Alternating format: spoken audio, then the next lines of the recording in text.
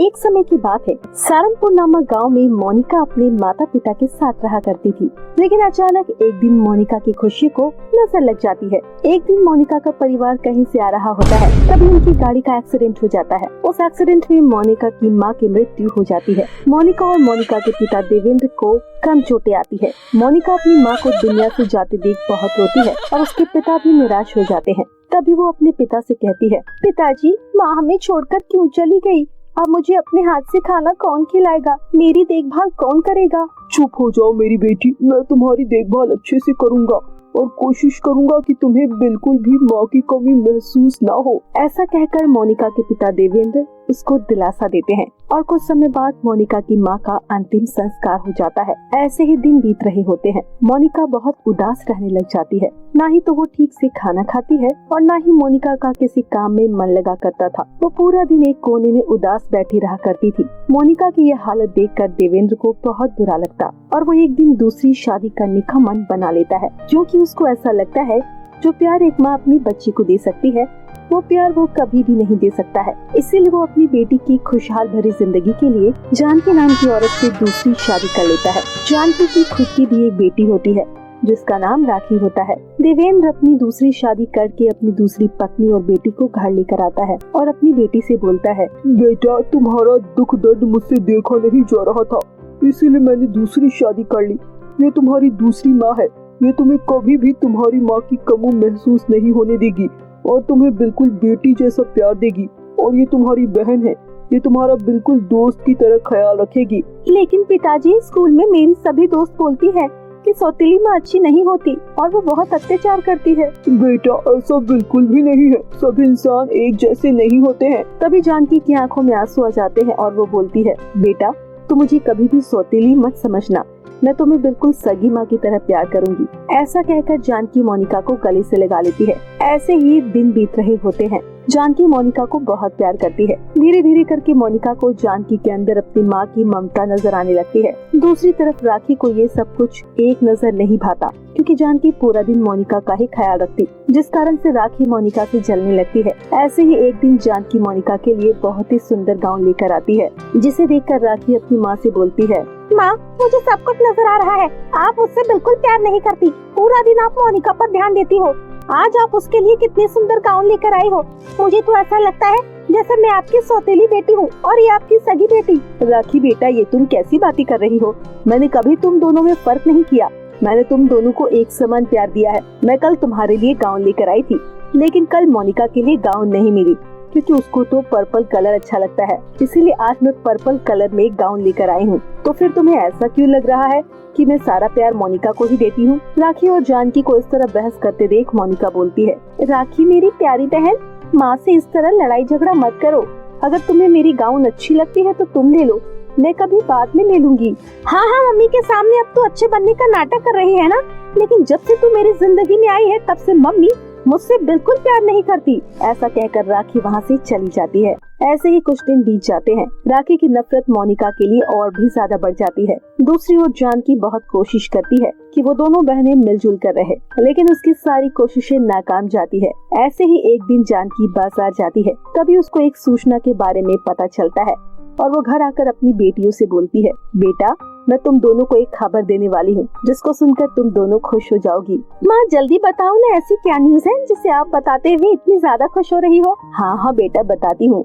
सहारनपुर गांव में एक बहुत बड़ा डांस कंपटीशन होने वाला है। जो भी इस डांस कंपटीशन का विजेता होगा उसको दिल्ली जाकर सॉन्ग्स शूट करने का मौका मिल सकता है। लेकिन मुझे ये देखना है कि तुम दोनों में से कौन इस कंपटीशन का विजेता बनता है। ये सुनकर राखी और मोनिका खुश हो जाती है और दोनों डांस करने की प्रैक्टिस शुरू कर देती है। ऐसे ही एक दिन जब मोनिका अपने कमरे में डांस कर रही होती है, तभी राखी की नजर मोनिका के डांस के ऊपर पड़ती है। राखी मोनिका का डांस देख हैरान हो जाती है और बोलती है, अरे ये मोनिका की बच्ची कितना अच्छा डांस कर रही है, ऐसा कैसे हो सकता है? अगर इसने इसी तरह डांस किया तो इस डांस कंपटीशन की विजेता तो ये बन जाएगी और फिर इसे दिल्ली जाने का मौका मिल जाएगा। मैं बिल्कुल नहीं चाहती कि ये डांस कंपटीशन जीते, इसीलिए मुझे कुछ भी करके रोकना होगा इसे। ऐसा सोचकर राखी एक प्लान बनाती है और अपने साथ मोनिका को बाजार लेकर जाती है। मोनिका भी खुशी खुशी उसके साथ चली जाती है, लेकिन रास्ते में जाते समय राखी मोनिका को एक ट्रक के सामने धक्का देने की कोशिश करती है, लेकिन सामने से मोनिका हट जाती है। तभी राखी ट्रक के नीचे आ जाती है, जिस कारण से उसके एक हाथ की हड्डी टूट जाती है। ये देखकर राखी जोर जोर से रोने लगती है। तभी मोनिका राखी से बोलती है, राखी ये सब कुछ तुम मेरे साथ करना चाहती थी ना, लेकिन देखो ये सब कुछ तुम्हारे साथ हो गया। तुम्हारी नफरत ने तुम्हें आज यहाँ तक पहुँचा दिया कि तुम मुझे मारने पर उतर आई। पर देखो भगवान ने अपना करिश्मा कैसे दिखाया। मैंने तुम्हें कभी भी अपनी सौतेली बहन नहीं समझा, हमेशा तुम पर भरोसा किया। आज भी मैं तुम्हारे साथ भरोसा करके आई थी, लेकिन मुझे बिल्कुल यकीन नहीं हो रहा है कि तुम मेरे साथ ऐसा भी कुछ कर सकती हो। ऐसा कहकर मोनिका व्हीलचेयर पर राखी को बिठा कर ले जाती है। व्हीलचेयर पर बैठकर राखी को बहुत दुख होता है। जब ये सब बात जानकी को पता लगती है तो उसे अपनी बेटी की हरकत पर बहुत शर्मिंदगी महसूस होती है। ऐसे ही कुछ दिन बीत रहे होते हैं। डांस कंपटीशन आने वाला था। तभी गांव के कुछ लोग आपस में बात कर रहे होते हैं। तुम्हें पता है काजल पास वाले जंगल में जो काली पहाड़ी है वहाँ पर गाउन की खेती होती है, और वो गाउन कोई आम गाउन नहीं बल्कि जादुई गाउन है। उस गाउन से जो कुछ भी मांगो वो मिल जाता है। अच्छा तो क्यों ना तुम मेरे लिए वो गाउन ले आओ। तुम्हें तो पता ही है मेरी माँ अंधी है। अगर मैं उस गाउन से अपनी माँ की आंखें मांगूंगी तो मुझे मिल जाएगी। अरे तुम पागल हो गई हो क्या? वो जगह बहुत खतरनाक है और वहाँ पर बहुत सारी चुड़ैल मिलती है। क्या पता वो मुझे मार डाले, इसीलिए मैं तो सिर्फ तुम्हें बता रहा हूँ। मैं कभी भी वहाँ नहीं जाऊँगा। ये सब बात सुनकर मोनिका काली पहाड़ी पर जाने की सोच लेती है और अपने आप से बोलती है, अगर इन सब की बात सच है ना तो मैं वहाँ पर जरूर जाऊंगी और जादुई गाउन के खेत से जादुई गाउन लेकर आऊंगी। राखी ने जो नादानी में गलती की है, मैं नहीं चाहती कि उसकी सजा उसको जिंदगी भर मिले। अगर जादुई गाउन पहनते ही राखी ठीक हो सकती है तो मैं जरूर उसके लिए जादुई गाउन लेकर आऊंगी। मोनिका जंगल की तरफ काली पहाड़ियों की ओर निकल जाती है। वहाँ पर उसे बहुत सारी कठिनाइयों का सामना करना पड़ता है, लेकिन आखिरकार उसे कोई चुड़ैल नहीं मिलती, क्योंकि वो एक नेक दिल और अच्छी लड़की होती है और वो एक अच्छे इरादे के साथ वहाँ पर गई होती है, इसीलिए उसे कुछ नहीं होता। मोनिका जादुई गाउन के खेत से एक गाउन लेकर अपने घर आ जाती है और अपनी माँ और बहन को सब कुछ बताती है, जिसके बाद उसकी माँ बोलती है, क्या मेरी बेटी तुम काली पहाड़ी पर गई थी? वो बहुत खतरनाक जगह है। सचमुच मैंने पिछले जन्म में कुछ अच्छे कर्म किए होंगे जो मुझे तुम जैसी बेटी मिली। देखा राखी, तुम्हारी बहन तुम्हारे लिए अपनी जान पर खेलकर ये जादुई गाउन लेकर आई है। अपनी माँ की बातें सुनकर राखी की आंखों में आंसू आ जाते हैं और उसे अपनी गलती का पछतावा हो जाता है और वो मोनिका से माफी मांगती है। मोनिका मेरी प्यारी बहन, मुझे माफ कर दो। मैं हमेशा तुमसे नफरत करती रही और मैंने कभी भी तुम्हें अपनी बहन नहीं समझा, लेकिन आज मुझे समझ आ गया है कि तुम मुझे कितना प्यार करती हो। तुम जैसी बहन पाकर तो मैं धन्य हो गई। तुम मुझे माफ कर दो। राखी, तुम्हें अपने किए पर पछतावा है, मेरे लिए यही काफी है। अच्छा ये लो जादुई गाउन, अब तुम जल्दी से इसे पहन लो, जिसके बाद तुम बिल्कुल ठीक हो जाओगी। और हाँ, अभी तो हमें डांस कंपटीशन में भी जाना है, इसीलिए जल्दी से इसे पहनो और ठीक हो जाओ। फिर हम बहुत सारे डांस प्रैक्टिस करेंगे। मोनिका के ऐसा बोलने के बाद राखी जल्दी से जादुई गाउन पहन लेती है। गाउन पहनते ही उसका हाथ बिल्कुल ठीक हो जाता है, जिसके बाद वो खुश हो जाती है। वो दोनों बहनें उसी दिन से डांस प्रैक्टिस करना शुरू कर देती है। ऐसे ही 2 दिन बीत जाते हैं और कंपटीशन का दिन भी आ जाता है। गांव की सभी लड़कियां कंपटीशन में डांस करती है और ऐसे एक एक करके सभी लोग डांस करते हैं। सबसे आखिरी में मोनिका डांस करती है। सभी को मोनिका का डांस पसंद आता है और फिर डांस कंपटीशन की विजेता मोनिका बन जाती है। ये देखकर जानकी और राखी बहुत खुश होती है, जिसके बाद मोनिका ट्रॉफी लेकर घर आ जाती है और अपने पिता को दिखाती है। सभी लोग खुश होते हैं। इसी खुशी में वो अपने घर में एक पार्टी रखते हैं और ऐसे ही सभी लोग हंसी खुशी से अपना जीवन बिताते हैं। एक समय की बात है, ढोलकपुर नामक गांव में श्वेता और काजल नाम की 2 बहनें रहा करती थी। काजल अभी 5 वर्ष की थी और श्वेता 18 वर्ष की थी। 20 दिनों पहले ही काजल और श्वेता के माता पिता की मृत्यु एक कार एक्सीडेंट में हो गई थी। तब से वो दोनों बहनें अकेली ही रहा करती थी। घर में जो कुछ भी राशन होता उससे ही श्वेता अपनी बहन काजल का पालन पोषण कर रही थी। एक दिन अचानक काजल और श्वेता की बुआ सुमन उनके घर आती है और उनसे बोलती है, जिस घर में तुम दोनों बहनें आराम से रह रही हो, ये घर तुम्हारा नहीं है, बल्कि तुम्हारे पिता ने ये घर मेरे नाम कर दिया था। इसलिए तुम दोनों चुपचाप यहाँ से निकल जाओ और कहीं और जाकर काम करो, लेकिन मुझे मेरा घर खाली चाहिए। अगर तुमने ये घर खाली नहीं करा तो मैं तुम्हें धक्के मार कर घर से बाहर निकाल दूंगी। बुआ जी, आपको तो पता है हमारे माता पिता को गए हुए सिर्फ 20 दिन ही हुए हैं। अगर आप हमें हमारे घर से निकाल देंगी तो हम दोनों बहनें कहाँ जाएंगे?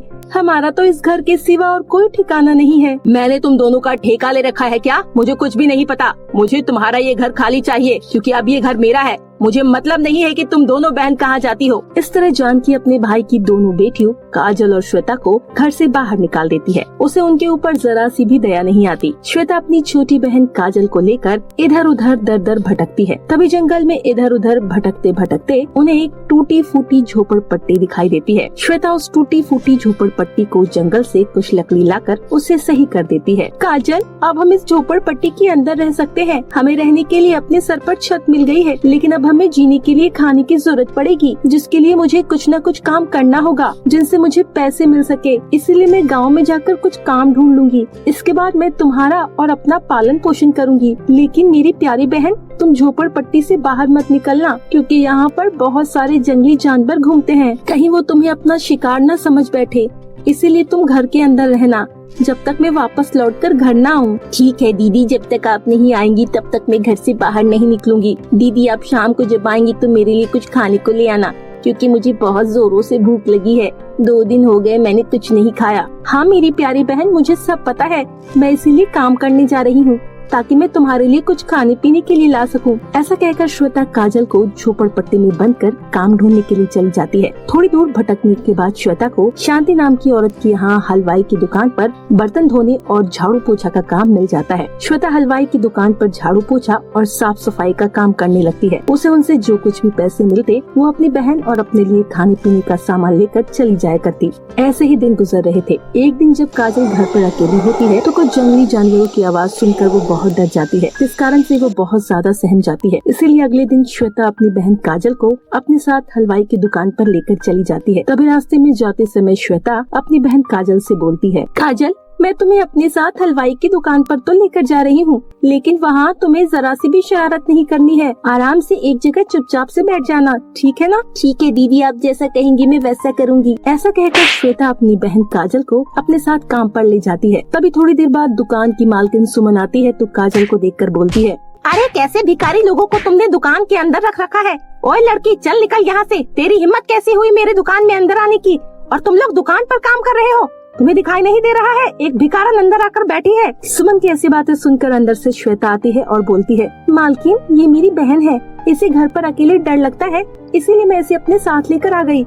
यहाँ कोई धर्मशाला है क्या जो तू इसे यहाँ लेकर आई? तुझे पता है ना मेरी चलती फिरती दुकान है। अगर कोई इसे यहाँ बैठा हुआ देखेगा तो मेरी कितनी बेइज्जती होगी। जल्दी से बाहर निकाल इसे, समझ आई? मालकिन, थोड़ी देर की बात है, मैं इसे अंदर बिठा लेती हूँ, हम थोड़ी देर में चले जाएंगे। अच्छा, अंदर इसने कोई चोरी कर ली तो इसका भुगतान कौन भरेगा? और वैसे भी यहाँ कोई धर्मशाला नहीं खुला है, इसीलिए तो चुपचाप इसे यहाँ से बाहर निकाल। सुमन श्वेता की एक नहीं सुनती है, जिसके बाद श्वेता अपनी बहन को दुकान से बाहर निकालकर एक फुटपाथ पर बैठा देती है। काजल, मेरी प्यारी बहन, मैं जब तक काम खत्म करके आती हूँ तुम यहाँ पर बैठना और कहीं मत जाना।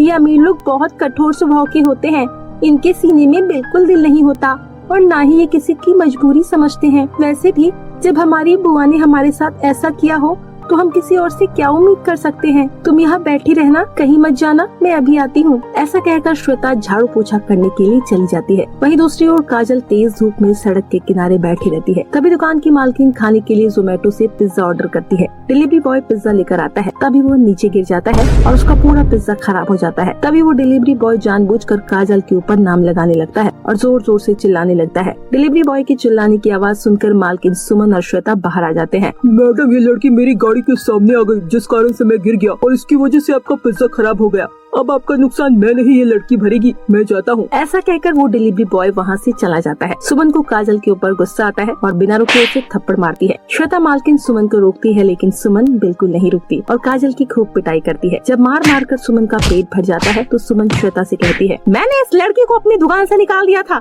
इसीलिए इसने जानबूझकर डिलीवरी बॉय को गिरा दिया ताकि मैं पिज्जा न खा पाऊँ। मुझे कितनी तेज भूख लगी है, मैं कल से भूखी हूँ। मैंने अपने लिए पिज्जा ऑर्डर किया और इसकी वजह से वो खराब हो गया, इसीलिए मैं तुम दोनों बहनों को माफ नहीं करूंगी, बल्कि तुम दोनों को पुलिस के हवाले कर दूंगी। मालकिन, मैं जानती हूँ मेरी बहन ऐसी गलती नहीं कर सकती है। आपने मेरी बहन को इतना पीटा, मैंने कुछ नहीं बोला। आप हमें पुलिस के हवाले मत करिए। आपका जो कुछ नुकसान हुआ है मैं उसका पूरा पैसा दे दूंगी, लेकिन आप भगवान के लिए हमें पुलिस के हवाले मत करिए। ठीक है, मैं तुम दोनों को मनहूस लड़कियों को पुलिस के हवाले नहीं करूंगी, लेकिन तुम्हें 8 बजे तक मेरा नुकसान भरना है। जैसा मेरा पिज्जा था, मुझे सेम टू सेम वैसा ही पिज्जा चाहिए और साथ में पूरे 50,000 भी चाहिए। मंजूर है तो बताओ, नहीं तो मैं अभी पुलिस को फोन करती हूँ। ठीक है मैडम, आपको 8 बजे तक आपका पिज्जा मिल जाएगा, जैसा आपका पिज्जा था। ऐसा कहकर श्वेता काजल को लेकर घर आ जाती है और वहाँ आकर अपनी बहन की शिकायत करने लगती है। तभी काजल कहती है, दीदी मैं आपकी अच्छी बहन नहीं हूँ, अगर मैं घर पर रहती तो आपके ऊपर कभी ऐसी मुसीबत नहीं आती। 8 बजने में सिर्फ 2 घंटे हैं, अब आप सेम टू सेम पिज्जा लेकर कहाँ से देंगी? और साथ में उन्होंने 50,000 रुपए भी मांगे हैं। अगर हमने पिज्जा और 50,000 नहीं दिए तो वो हमें जेल में डाल देगी। काजल तुम्हें चिंता करने की जरूरत नहीं है, तुम्हें बहुत दर्द हो रहा होगा ना, तुम आराम करो, मैं कुछ न कुछ इंतजाम कर ही लूंगी। ऐसा कहकर श्वेता काजल को दिलासा देती है, लेकिन अंदर से श्वेता बहुत परेशान होती है कि वो 2 घंटे के अंदर पिज्जा कहाँ से लेकर आएगी। तभी श्वेता को एक आवाज आती है। वो आवाज पास वाली नदी से आ रही होती है। आवाज सुनकर श्वेता उस आवाज के पीछे पीछे जाती है। तभी वो नदी बोलती है, श्वेता, तुम पिछले 2 महीनों से इस झोपड़पट्टी में रह रही हो, कभी तुमने मेरे ऊपर ध्यान नहीं दिया, लेकिन मैं तुम्हें हमेशा देखता हूँ। तुम कितनी मेहनत से अपना और अपनी बहन का पेट पालने के लिए सुबह सुबह काम पर चली जाती हो। मैं कितने समय से तुम्हारी मदद करना चाहता था, लेकिन आज मुझे लगा तुम बहुत बड़ी मुसीबत में हो, इसीलिए मैंने आवाज लगाना शुरू कर दिया। हे जादुई नदी, आपने सही पहचाना, मैं सचमुच एक परेशानी में हूँ। ऐसा बोलकर श्वेता सारी बात जादुई नदी को बताती है, जिसके बाद नदी बोलती है, श्वेता, तुम्हें चिंता करने की जरूरत नहीं है, मैं एक जादुई नदी हूँ। मेरी नदी में हाथ डालकर तुम जो कुछ मांगना चाहो उसे बस मन में सोचना। जैसे तुम अपना हाथ बाहर निकालोगी तुम्हें वो चीज मिल जाएगी, और सिर्फ आज ही नहीं बल्कि तुम्हें कभी भी किसी भी चीज की जरूरत हो तुम मेरे पास आ सकती हो। जादुई नदी की बातें सुनकर श्वेता बहुत खुश होती है और जैसे ही जादुई नदी में हाथ डालती है और मन में पिज्जा के बारे में सोचती है, तभी हाथ बाहर निकालते ही उसके हाथों में पिज्जा आता है। ऐसे ही श्वेता 50,000 भी मांग लेती है। श्वेता 50,000 रुपए और पिज्जा लेकर सुमन के पास जाती है और 8 बजे से पहले वो सुमन को पिज्जा और पैसे देकर आ जाती है। तभी श्वेता अपनी बहन काजल को जादुई नदी के बारे में बताती है। तभी काजल कहती है, दीदी ये तो बहुत अच्छी बात है, देखो हमने कभी भी किसी का बुरा नहीं करा, इसलिए भगवान ने हमारी मदद करी और हमें जादुई नदी मिल गई। अब हम जादुई नदी की मदद से पिज्जा पॉइंट खोलेंगे जिसमें बहुत सारे पिज्जा बेचेंगे। दोनों बहनें खुश होती है और गांव में एक पिज्जा पॉइंट खोलती है। वो दोनों जादुई नदी की मदद से बहुत सारे पिज्जा लेकर आया करती और उन्हें बेचा करती थी। जो लोग गरीब होते थे वो दोनों बहनें उनसे पैसे नहीं लिया करती। ऐसे ही समय बीत रहा था। वो दोनों बहनें पिज्जा बेचकर बहुत अमीर हो जाती है, जिसके बाद वो दोनों बहनें गरीबों में खाना बांटती है। तभी श्वेता की नजर लाइन में लगी अपनी बुआ पर जाती है। तभी श्वेता अपनी बुआ के पास जाती है और बुआ से बोलती है, बुआ आपके पास तो बहुत बड़ा घर था और आपने हमसे हमारा घर छीन लिया था, तो फिर ऐसे क्या मजबूरी पड़ गई जो आपको लाइन में लगकर खाना लेना पड़ रहा है? श्वेता की बातें सुनकर उसकी बुआ की आंखों में आंसू आ जाते हैं। वो रोने लगती है और बोलती है, श्वेता मुझे तुम अनाथ बच्चों की हाय लग गई। तुम दोनों के जाने के बाद सब कुछ बर्बाद हो गया, क्योंकि मैंने तुमसे झूठ बोलकर तुम्हारे घर पर कब्जा करने की सोची। इसलिए तुम्हारे जाने के बाद तुम्हारे फूफा की तबीयत खराब हो गई, जिसमें मेरा घर और तुम्हारा घर दोनों मैंने गिरवी रख दिया। लेकिन ना तो तुम्हारे फूफा बचे ना ही घर, जिसके बाद मुझे दर बदर की ठोकरें खानी पड़ रही है। मुझे तुम्हारे साथ ऐसा नहीं करना चाहिए था। मुझे माफ कर दो मेरी बच्चियों। बुआ आपको अपने किए का पछतावा है, मेरे लिए वही काफी है और हमने आपको माफ कर दिया। आज के बाद आपको इधर उधर भटकने की जरूरत नहीं है, आप हमारे साथ हमारे घर पर ही रहेंगी। ऐसा कहकर श्वेता अपना बड़ा दिल करके अपनी बुआ को माफ कर देती है और उन्हें अपने साथ अपने घर में रहने की जगह देती है। इसी तरह काजल और श्वेता जादुई नदी से पिज्जा लाकर अपनी पिज्जा की दुकान चलाया करती थी और इस तरह वो दोनों खुशी खुशी अपना जीवन बिताती है। तो मेरे प्यारे दोस्तों, कैसी लगी आपको हमारी ये कहानी? कमेंट कर जरूर बताएं। अगर कहानी अच्छी लगी हो तो वीडियो को लाइक, चैनल को सब्सक्राइब करना ना भूलें। फिर मिलती हूँ आपसे मजेदार इंटरेस्टिंग कहानी के साथ। तब तक के लिए बाय बाय दोस्तों।